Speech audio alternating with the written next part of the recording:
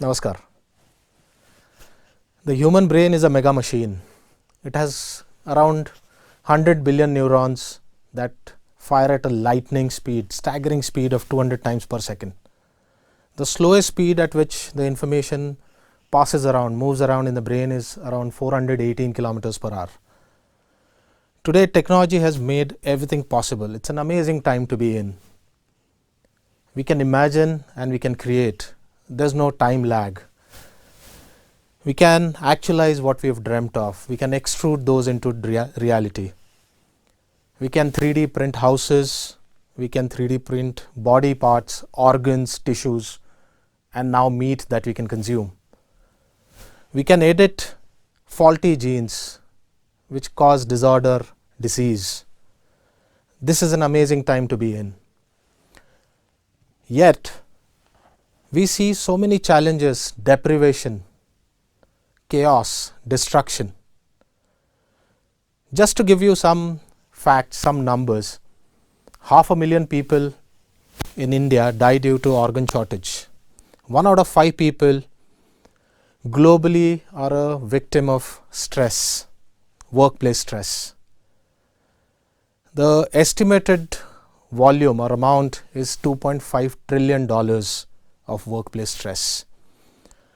Traffic jams in the US cost $87 billion. And you would be surprised what Delhi is doing. Delhi is 14 billion US dollars per year. India produces 277 million tons of organic waste, solid waste, which is staggering 13% of global waste. As circumstances change, we're seeing that the impact, the scale and the quantity of challenges is growing enormous. We've seen COVID, we've seen Uttarakhand floods. We are living in the greatest inflection points of the entire human civilization, the history of human civilization. The inescapable forces of entropy, that is internal and external entropy, the level of disturbance, chaos, is necessitating a change. Change in almost all possible walks of life. Everything that we're doing is demanding a change. We have a choice to make, a choice which is either incremental or a radical choice. What we need to do is, we need to imagine a totally new paradigm, a whole new paradigm of life with consideration to the planet and its inhabitants. What is stopping me? What is stopping you from doing things, changing things? And one of the reasons that I've identified over a number of years is that we are in perpetual survival mode.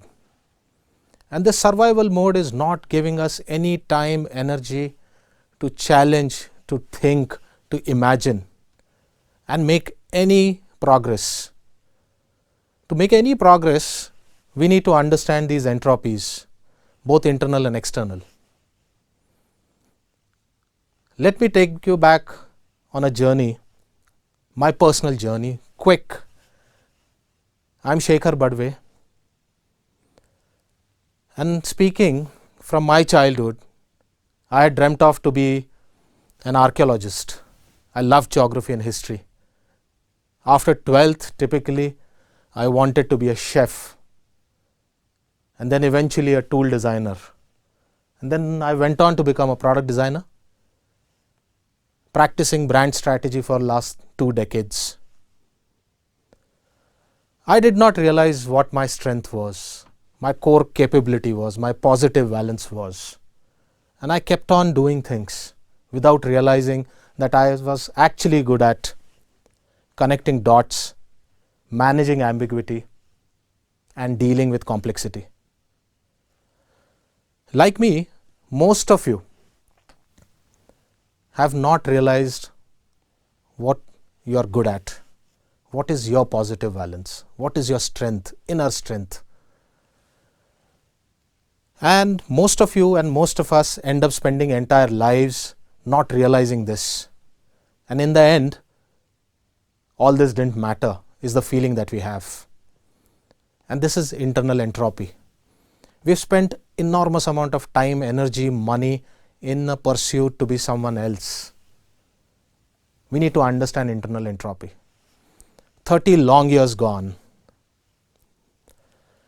But this has added to my life, my journey, made me realize who I was and what I was good at. And I have tremendous clarity and acceptance of who I am. No more entropies there, fortunately. On the other hand, brands, organizations, even countries now have these entropies. These are external entropies like hypercompetition, dogmas, senseless, blind benchmarking. To an extent, also dealing and looking at only short-term gains. As a result, you will be amazed to know this. As a result, we have 24,000 mobile phone models, 4,000 plus ceiling fan models, 21 types of jeans to choose from, 500 types of biscuits, and 30,000 plus mobile phone models. In this reckless competition, we have wasted precious resources, time, effort, energy, and money that could have been used for something else, something far better, for a sustainable change and definitely economic benefits. What an opportunity lost. But on the other hand, I strongly believe, I know that humans are capable. Humans have always transcended limitation, challenges, disasters, devastations. We always aspire to improve. We always aspire to change. And I feel that one of the ways and the most powerful ways is to use design for change. And this power needs to be used in a fashion which essentially requires total rethinking. Einstein said, we cannot solve our problems with which we have created them. We need a paradigm shift. And I strongly believe in the power of design to bring about this change which is harmonious, change that essentially will bring about a golden age, a new golden age for humanity. But as John Keynes said, difficulty lies not in new ideas, but to escape from the old ones. So to escape from the old ones, I propose 7 breakthrough approaches for change, to reduce entropy, to create lasting change through innovation. Approach 1, from user-centered design to harmony-centered design. And I feel user-centered design is too selfish, too self-centered. It just revolves around us. I know user-centered design is important. It deals with people's needs, wants, demands, critiques, complaints. It's essential. But we should also look at much larger things. Harmony with myself, my own body, the planet, its inhabitants, flora, fauna. There's so many things that we miss out in this myopic user-centered design. And I call this as self-centered design. We don't look at anything around us. Take an example of this arbitrary division of a year. A year is typically divided in months, weeks, days, hours, minutes, and seconds. These are divided basis physical factors and not psychological, biological, or physiological ones. We eat when our watches tell us, not when we are hungry. We awake when we hear this alarm, not when we are rested. University classes are typically 1 hour each, spread over a week. The reason being that it is simple for scheduling, not good for education, unfortunately. And this is what I'm saying, that we need to shift from this user-centered design. This is an outcome of technological society, which is a result of industrial revolution. Take an example, take a challenge. How can you design a watch, a calendar, which will provoke, which will help you live a harmonious day? Approach 2, from object-oriented design to subject-oriented thinking. Take an example of the most common product in your house, which is a ceiling fan. Unfortunately, if a design challenge or a design project is given, the object-oriented design will end up making aesthetic modification or some functional correction here and there, some tinkering. But it will never involve itself in questioning what is the subject, what is the reason behind having a fan, why do we need a fan, and that's what I call it as subject. The subject-oriented design will question. It will first ask you a why, and once that happens, you will start asking that the fan is generally only throwing air around, cooling the room, and not dealing with its subject, which is reducing body core temperature. And this is what I call it as move from object to subject. So next time if you are designing, let's say, a pen, an object-oriented design will end up making a pen, but a subject-oriented thinking will start with asking, what is it for? Why do you need a pen? It is for communication.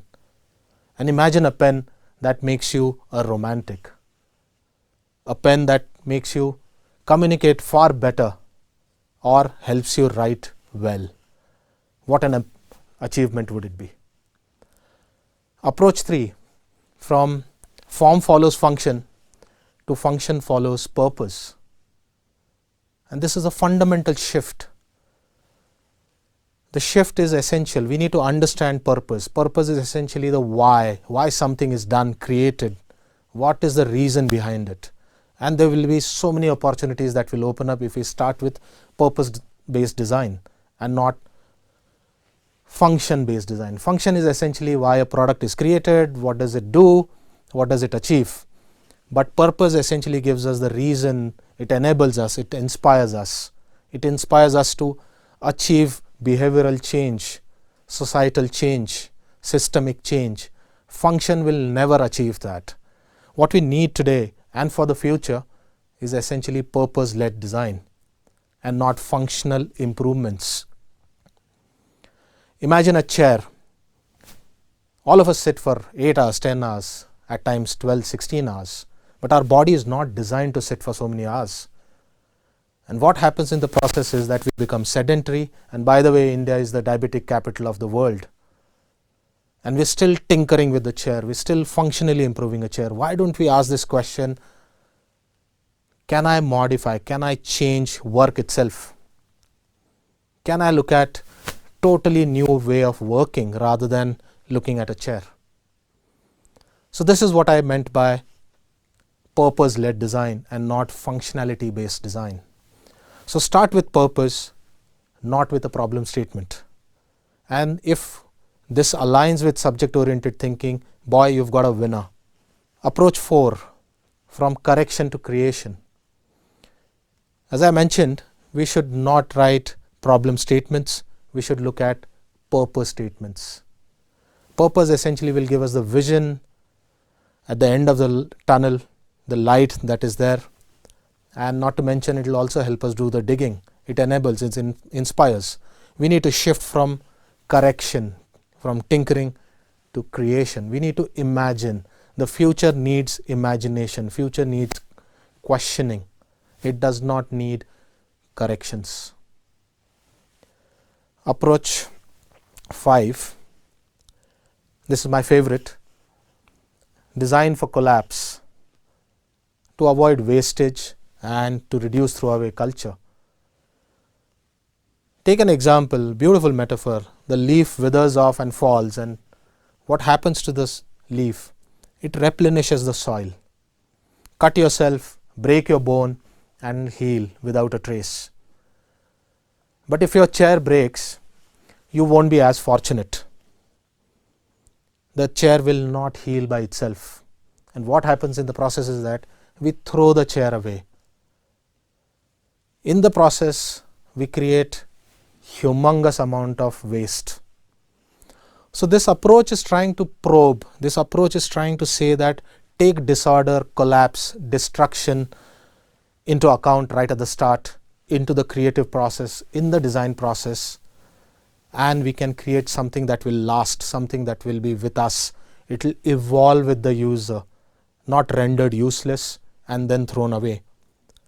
This is the way we can break down, we can reduce the throwaway culture. I think we've thrown enough. Just imagine that whatever we throw away positively impacts the planet, the environment, the society, the things around us. Can it positively affect? Can we have this question? Imagine they become seeds, compost, fertilizer.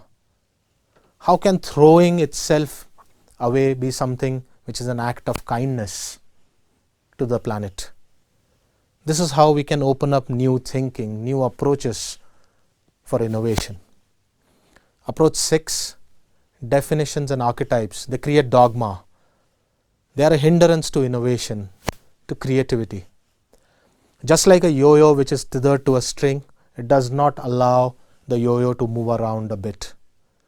Like 4 walls, and you try and throw a ball around, it cannot go beyond. Similarly, memories, archetypes, stereotypes block us. They don't allow us to look beyond. And if we don't look beyond, how is it that we're going to create innovation? How is it that we're going to create change? It's essential for us to bring these walls down so that we could look beyond the typical. Approach 7, creating adjacent possibilities with acceptation. So I strongly believe that the world is capable of doing extraordinary things. It can bring about extraordinary change, but only few changes happen. Of course, one way to look at it is, why does this happen? We need to have processes, thinking, metaphors. We need to look at mutation. We could look at error, serendipity, which brings about change, which brings about newer possibilities. And acceptation is one of the ways that this could be brought about. Acceptation is a process in which a function, a body part, a feather, essentially all of this takes up new form, new functionality for which it was not originally adapted or made for. Can we bring this into our design process? Can we look at acceptation as one of the ways to bring about change, to bring about innovation? And to summarize, Mahatma Gandhi said, in a gentle way we can shake the world. And I strongly believe that we can shake the world using the power of design. Thank you.